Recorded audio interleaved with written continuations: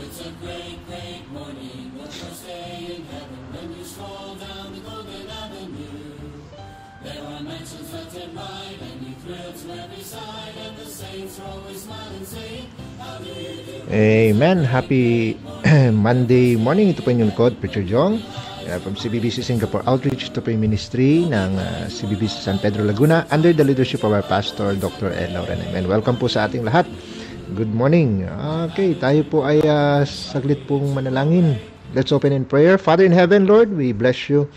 And thank you, O God, for your goodness. Thank you for the blessings, the victory that we have received and experienced, O Lord, in our revival. Thank you, O Lord, for for the messages that Pastor Peter Mord brought to us for our two-day revival, O Lord.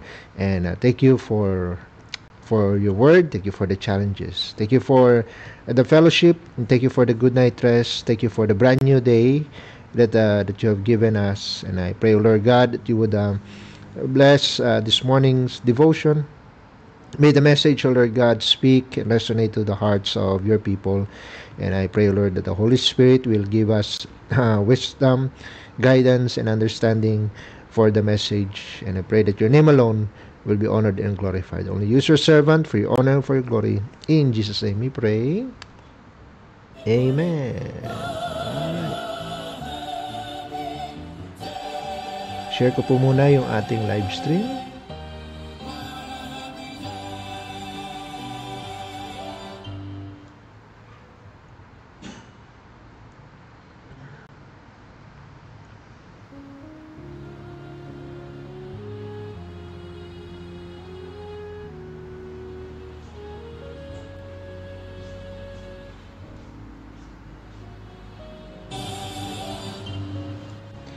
Okay, so now batiin natin ang ating mga kasama. We have Sister MJ, Sister Tere, Sister J.Ann, Sister Denya, Sister Dinah, Sister Lai, Sister Laila, and okay, so dako po tayo sa ating message ngayong umaga. Let's go to Acts chapter 20. In the book of Acts chapter 20,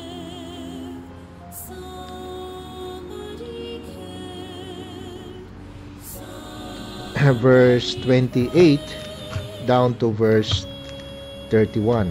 Okay, so Acts chapter 20 verses 28 hanggang 31.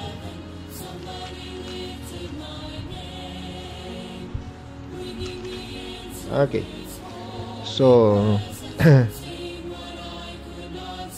I read the passage. Sabayan nyo na lang po sa inyong mga mata. Sabi ng verse 28, Take heed therefore unto yourselves and to all the flock, over the which the Holy Ghost had made you overseers, to feed the church of God, which he had purchased with his own blood. For I know this, that after my departing shall grievous wolves enter in among you, not sparing the flock. Also of your own self shall men arise, speaking perverse things, to draw away disciples after them. Therefore watch and remember that by the space of 3 years I cease not to warn everyone night and day with tears. I'd like to speak about the subject this morning, guarding the flock. Guarding the flock. Alright, tayo po muna yung manalangin. Father in heaven, Lord, we bless you and we thank you for your word. Thank you for the passage that we have read. Thank you for another opportunity that you've given your servant, O Lord, to share this message to your people. And Lord, it's just a privilege to speak your word, O Lord God, to your people. And so I pray that you would empower me and guide me, give me words to say. And I pray, O Lord God, that your name alone will be honored and glorified by your people that will be helped by this message. Give us a victory, O God. In Jesus' mighty name we pray. Amen. Okay. So, guarding the flock. Now, yesterday, back in San Pedro, they celebrated a Pastor's Appreciation Sunday. And it was It was great. They had a small program, and salamat sa preaching kahapon, and I mean it's good to honor, it it's good to honor the man that God used to, to mold us spiritually, to feed us, to guide us through yung mga life's battles natin, spiritual battles, and guarding us, from deception, and makikita mo yan kay pastor, the way he preach, the way he leads, the way he counsels and prays for us, na mga members. You can see Pastor Ed's labor, behind, I mean even behind the scenes, yung kanyang mga preramdam natin, as mga members, the way he counsels to us, he preached to us, and many times, hindi na notice, hindi na appreciate. That's why it's very good, to have that to have that pastor's appreciation, yung impact, yung impact niya sa buhay natin, is it cannot be measured. Amen. That's why it's just right and biblical na ma-appreciate natin siya for his sacrifices, sa kanyang steadiness pagdating sa doktrina. Now kahapon naman, here in Singapore, we had Pastor Peter Mord, with us, and he, and it was great. It was a great revival service, in preparation for our stewardship next Sunday, and makikita mo sa mga testimonies ng mga brethren, and yung kanilang response sa preaching during the invitation, makikita mo talaga na their hearts were steered, and then nagkaroon ng mga commitments or recommitments, di ba? And as a result, many of us drew closer to God. But yun nga, remember, it's not the end. Meron pa tayong stewardship conference, members. Meron pa tayong stewardship conference this coming weekend. So we must get ready and prepare ourselves spiritually. Amen.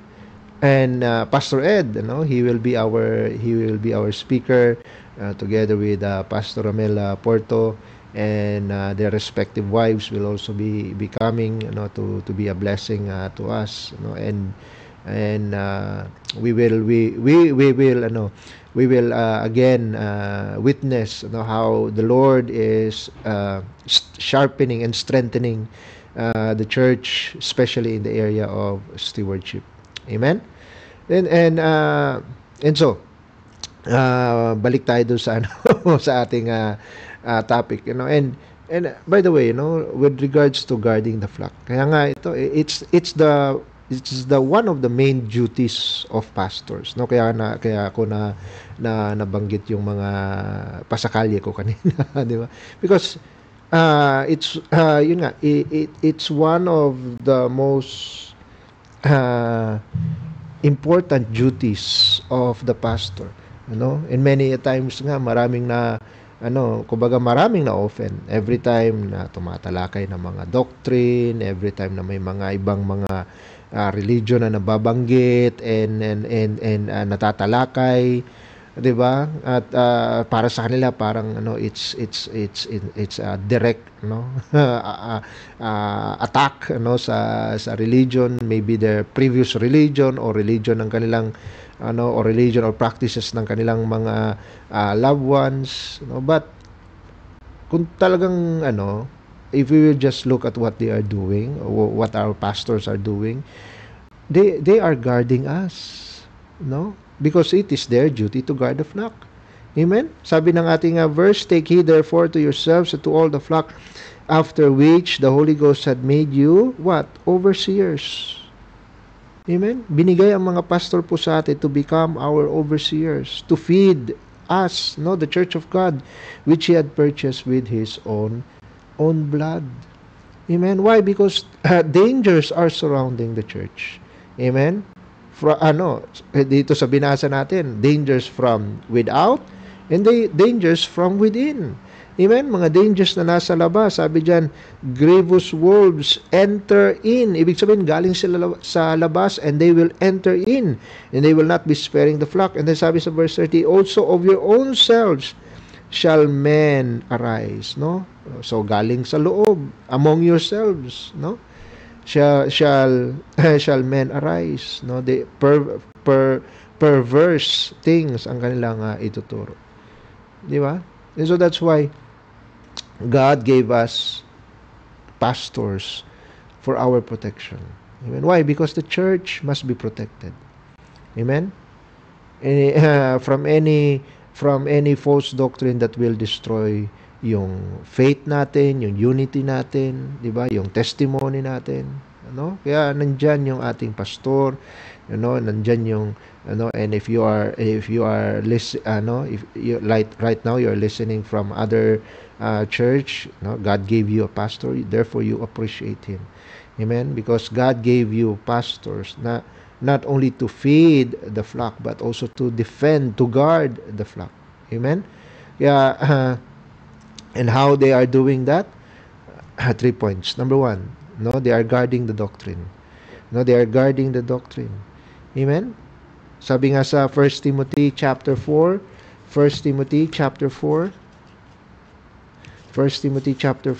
in verse 16. Sabi dito sa verse 16, take heed unto yourselves and unto the doctrine. Continue in them, for in doing this thou shalt both save thyself, speaking to Timothy, and them that hear thee. Amen? Kaya nga nandan yung mandate. Take heed to thyself. That's a personal mandate to the pastor, kasi Timothy is being trained to be the next pastor to the church of Ephesus. So kumbaga he is sharpening Timothy. Amen. At sabi niya kay Timothy, take heed to yourself, take heed to thyself, and unto the doctrine. Amen? Kasi doctrines, they shape our beliefs. Amen? And our beliefs shapes our behavior. Amen? Kaya nga, kapag na-compromise yung doctrine, if doctrine is compromised, yung Christian living natin will also become compromised. Amen? Kaya nga, that's why the pastor must be vigilant in making sure, that everything that is taught, in the church must be correct, in line with what the Bible says. Amen. Ang nakaka-concern pa naman is yung false doctrine, hindi yan kumakatok sa pinto, na para bang scandalous na papasukin niyo. Minsan hindi ganoon ang false doctrine. Ang ginagawa ng false doctrine, gumagapang yan. Amen. It creeps in, very subtle. Amen. Kumbaga, konting twist dito, konting compromise dyan, hanggang, and before you know it, the whole truth is being compromised. Amen? Kaya nga, our pastor guards us from the pulpit. Amen? He guards us with the church programs, yung mga Sunday school lessons, Sunday school classes, di ba? Makikita nyo, ang goal ng pastor natin, ang desire ng pastor natin is to have as many Sunday school classes as possible. Amen? Because it's one way of reaching the doctrine to each and every member. Amen? And we have this discipleship ministry na kung saan one-on-one mentorship. Amen? Na kumbaga we are guarding and honing, and it came from the wisdom of our pastor. Amen? To have that discipleship program. Amen? Even yung mga casual conversations, during fellowship or during counseling, di ba? Makikita natin how our pastors are guarding us. Amen? Guarding us and our and the doctrine. Amen? Kaya nga kailangan niyang paano niya ginagawa yung responsibility na yan? So, una, he examines his own teaching. Amen? Kaya nga sabi, di ba? Take heed unto thyself. Amen. Kailangan nag-aral siya at ini-ensure niya na yung kanyang doktrina is as pure, ano, as and consistent. Amen. Na kumbaga hindi ba ako lumilis, kaya nga we are so appreciative that our pastor stands for the right doctrine, for the right Bible. Amen. For the right version of the Bible, for the right standards in the church. Amen. Yeah, and it reflects the way he preach at kung ano yung mga pinipreach niya sa atin. Amen. Why it goes to show how he takes careful heed of himself and his doctrine. Amen. Kaya tinitest niya para sa atin kung yung mga yung mga bagay na finifeed ng ibang mga churches, ng mga maling doktrina. Kasi later on, lalo na ngayon sa panahon ng social media, it will creep in. Amen. Kaya nga ina-address yan ng ating pastor, our pastors, from time to time. Amen. Para maingatan yung ating doctrine at ang testimony. Amen. Kasi alam natin that the Bible is the final authority. Amen? Kaya yung pastor natin, he sticks by the Bible, by the King James Bible. Amen? Kino-confront niya yung mga doctrinal error. Amen? At ina-address niya kaagad sa pulpit. Amen? And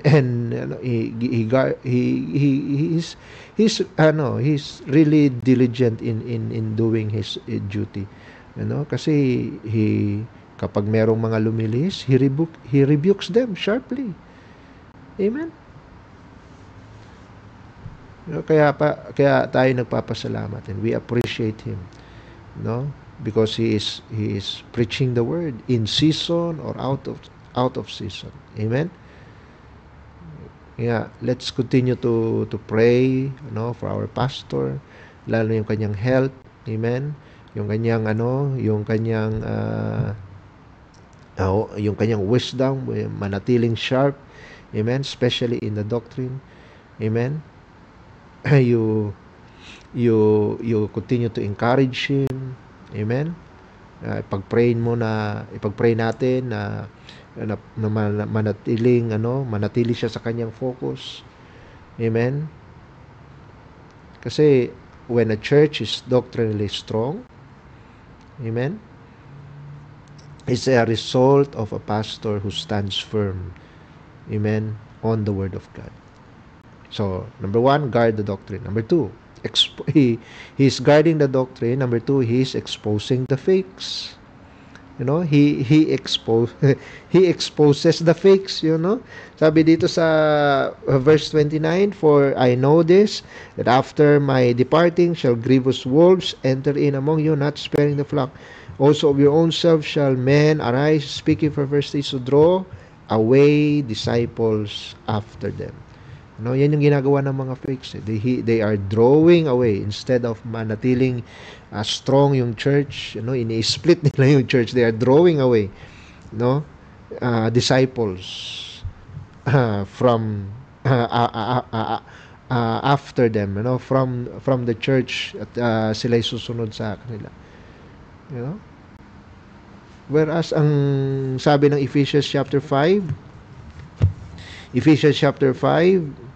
in verse 11, Ephesians chapter 5 in verse 11, sabi dito, "And have no fellowship with the unfruitful works of darkness, but rather reprove them."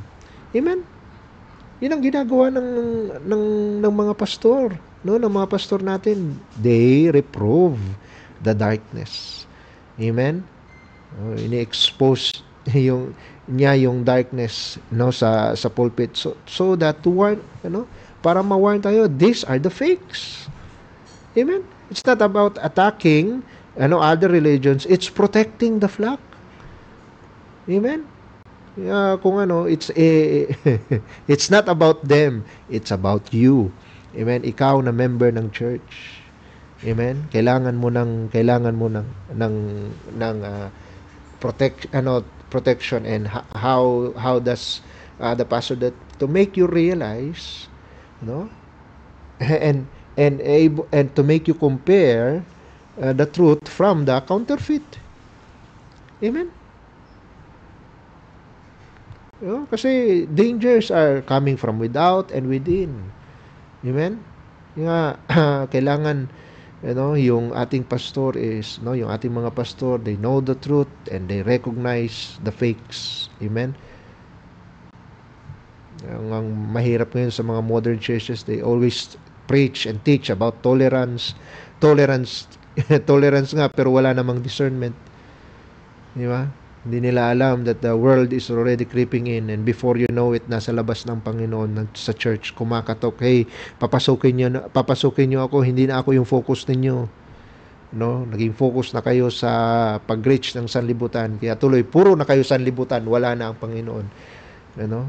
Remember, the world is against God. They will always have it their way. At kung sa tingin mo, gusto nila yung Panginoon, but at the same time, they don't want to let go of the world. Hello? Abay, delikado yun. Friendship with the world is enmity with God. Amen? I'm not talking about the unsaved people of in the world. No, I'm talking about the world system. Amen? Yung worldliness. Hello, yung kakarnalan ng sanlibutan. You cannot afford to have that in the church. And then you say the church is pure. Hello, punong-puno ng kakarnalan. Puro emotions lang, wala nang kumbaga yung may balance na ginagawa. Hey, that's false balance. Amen. They're trying to hide the error. Hanggang sa yung error na yun, it will multiply. Amen. Kaya nga yung mga pastors natin, they are at hard work to expose the lies. At kung makikita nyo lang ma-appreciate nyo lang kung paano nanggagalaite yung kanilang leeg. Amen. Yung mga ugat sa kanilang leeg sa pag-preach just to warn us. Amen. Why? Because they identify spiritual danger. Amen. Kaya sa example pa lang ng Panginoon, lagi niya sinasabi, beware. Almost majority of the Lord's preaching is always about false prophets. Amen. Beware of false prophets. Beware of false prophets. Amen. But you cannot, but for our pastors, they must be able to, to study about the truth so that they can identify. Parang sala na yun. Amen. He must mark those, di ba? Sabi ng Romans chapter 16. Romans chapter 16.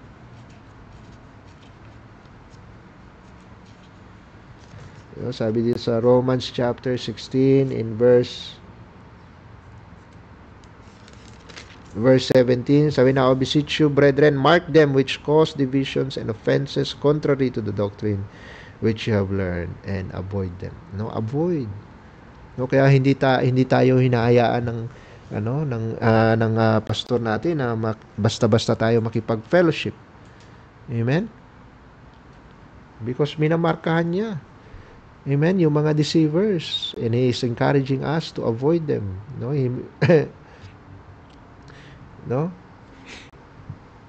Kaya nga nire-review, and ito kayong mga nagrereklamo na nininira daw ng religion. Ano sabi ng 1 Timothy? Look at this verse. 1 Timothy chapter 5. Now I know the context of this verse is about church discipline.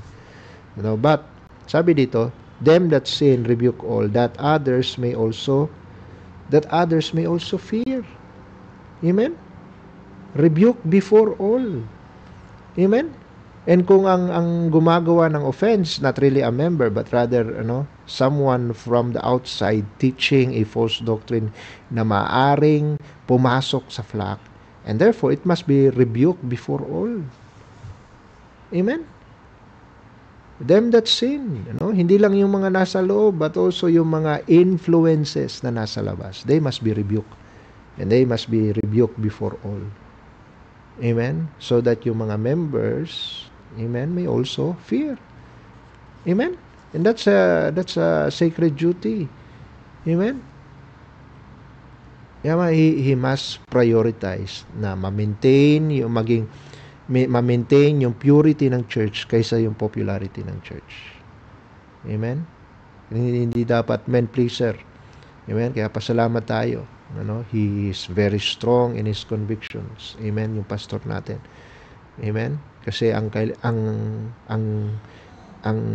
sila ay accountable not to people, not to men, but he is accountable to the chief shepherd.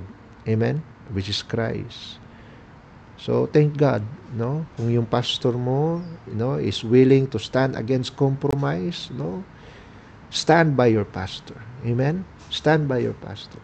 Huwag mong hayaan na matangay ka ng mga complainers. Di ba? Yung mga ayaw magpa-correct. Stand with your pastor. If your pastor is preaching the truth, stand with your pastor. Not with the trends, not with the murmurs, not with the complaints. Amen? Huwag yung sasali ka sa marami ngayon marami sa mga kapatiran ang nagrereklamo. Siguro makiuso rin ako. No. Amen. Kailangan ma-appreciate mo. Once your pastor is exposing the fakes, you take heed of those fakes. You mark those fakes. Amen. And avoid them. Okay? So number 1, they are guarding the doctrine, they are exposing the fakes, and number 3, the last, they're strengthening the faithful. Strengthening the faithful. Sabi dito sa verse 31, therefore watch and remember that by the space of 3 years I cease not to warn everyone night and day with tears.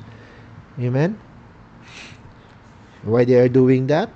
They are warning. They are warning everyone. Why? Because they want, our pastors want us, they want our faith to be built up. Amen? Sabi ng Jude in verse 20, sabi dito, but ye beloved, building up yourselves in your most holy faith. Amen? Building up our faith. Kasi ang healthy na church, they are not just only protected from error, they are also being strengthened with the truth. Amen? Kaya nga, pasalamat tayo sa mga discipleship program natin, sa Sunday school lessons natin. Amen? Hindi lang ang goal ng pagtuturo ng tamang doctrine is not para lang tayo ma-survive natin yung mga spiritual attacks. No, but for us to thrive spiritually, lumago tayo spiritually. Amen? Kaya kailangan we appreciate our pastor for consistently nurturing us believers para lumalim yung pananampalataya natin. Maging grounded tayo sa relationship. Unshakable, unmovable tayo sa relationship natin sa Panginoon. Amen? Kasi if the members, they grow in maturity, amen? At magiging katuwang sila sa pastor sa pag-guard against false doctrine. And that will be a unbreakable, a united wall of conviction na magsusurround sa flock. Amen? Aren't you glad na ikaw ay magiging katuwang ng pastor natin sa pag-iingat, amen, ng kanyang ng flock na ini-entrust ng Panginoon sa kanila. Amen? That's why lagi our pastors, they encourage us to grow spiritually. Amen? As newborn babes. They want us to desire the sincere milk of the word so that we will grow thereby. Amen? Kasi growth can only happen when each and every member is, they are hungry for the scriptures. Amen? And nangyayari yan when the pastors are stirring up the members. Stirring up. Amen? no, encouraging us, edifying us, equipping us sa ministry. Amen? Look at Ephesians chapter 4. Ephesians chapter 4. No, sabi dito sa verse 11, and He gave some apostles, and some prophets, and some evangelists, and some pastors and teachers. For the what? For the perfecting of the saints, for the work of the ministry, for the edifying of the body of Christ. Amen? For the perfecting of the saints. No, for the work, para mag-involve sila sa work of the ministry. Amen? No, that's what the pastors and teachers are doing. Amen? Para mag-mature tayo, para ma-involve tayo. Amen? Para ma-strengthen tayo. Amen? At kinocultivate niya yung unity natin. Di ba? Sabi ng Ephesians 4 verse 5, for one Lord, one faith, one baptism. Amen? May unity. Unity in sound doctrine. Amen? Kasi kapag ang mga members divided, sa kanilang mga doctrine, sa kanilang mga convictions, it will weaken the church. Amen? Kaya God gave us pastors para for the unity of the faith. Unity of the faith. One Lord, one faith, one baptism. Amen? I-promote tayo sa ating consistent daily walk. Amen? And kaya nga lagi nating maririnig sa ating pastor, pray, read your Bible, attend church, go soul winning, involved in the ministry. Amen? Because that's our walk. Amen? That's and it will strengthen our soul, so that we can resist error. Amen? Kaya kapag tayo na-enjoy na natin, na-cultivate tayo sa truth, ayaw na natin sa mga maling turo. Amen? And that will only happen if you allow your pastor to disciple you. Amen? Yeah, listen. Listen to his preaching. Pay attention to his preaching. Be faithful. Kahit sa mga devotions, sa mga Bible studies. Amen? And you become stronger together with the members para yung buong church is manatiling malakas, matatag at matibay. Amen?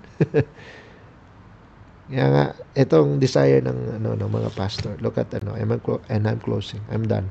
So, a faithful pastor is a defender of the truth. And how does he do that? One, he's guarding doctrine. Number two, he's exposing the fake. And number three, he's strengthening the faithful. Amen? Let's go back to Acts chapter 20 sa text natin. Let's go to verse 32. Ituloy natin sa verse 32. No? Sabi niya, so after warning them in 3 years, di ba? For the space of 3 years, he warned the church, yung kausap niya, every night and day with tears. So, anong resulta? So, after those warnings, sabi niya, and now, brethren, I commend you to God. Amen? I commend you to God. And there's no greater joy para sa isang pastor na makita niya yung church, ma-present niya sa Panginoon na, Lord, this is the flock. Matibay sila. Amen? So, let's thank God for our pastor who keeps on fighting the battle. Amen? Fighting the battle against false doctrine. Kaya ganun na lang yung burden ng pastor natin. Let's commit to support them. Pray for them. Amen? Stand with them. Amen? Para manatiling pure yung church. Amen? Para manatiling protected yung church. Amen? And tayo, mga members, manatili tayong passionate sa salita ng Diyos. Amen? Hanggang sa pagdating ng Panginoon, Lord, I commend this church to you. What a great legacy. Amen? Tayo manalangin. Father in heaven, Lord, we bless you. We thank you, God, for your word. We thank you, Lord, for our pastor. We may not be there. We may not be present during the pastor's appreciation. But Lord, we appreciate our pastor. Thank you for giving him to us to be our guide and example. Thank you, God, for his ministry, his family, his testimony. And continue to pray, O Lord God, to use him mightily. Thank you, God, for this message, this devotion, O Lord God, and in a small in small appreciation to our pastor. We give you back the glory, Lord. In Jesus' name we pray. Amen. All right. I hope naging blessing po ang message natin ngayong umaga. Okay, batiin natin ang ating mga kasama.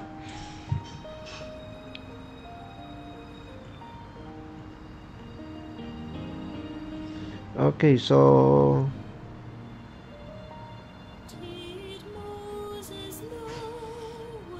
good morning kay Mrs. Cadayona. Hello po ma'am, good morning. And also kay Ma'am Fritzy, good morning. Sister Sheng, good morning sa iyo. Sister Jackie, good morning. And also kay Sister Anlin, good morning. Kay Ma'am Irene and Brother John Ray sa Midsayap, may buntag. And also kay Brother Jason Aroy, sir, good morning po sa inyo. And also kay Sister Joanne, good morning. Amen. Sister Elvie, amen. Sis, good morning. Thank you for joining. Kay Ma'am Angeli Abel, hello po ma'am, good morning. Thank you po for joining. And also kay Mama Elaine Almonte, good morning po. And kay Ma'am Raquel Taha, good morning. Sir Jovit Serena, sir, good morning. Thank you for joining.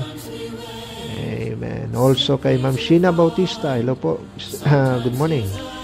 Thank you for joining. Also kay Sister Cathy, good morning.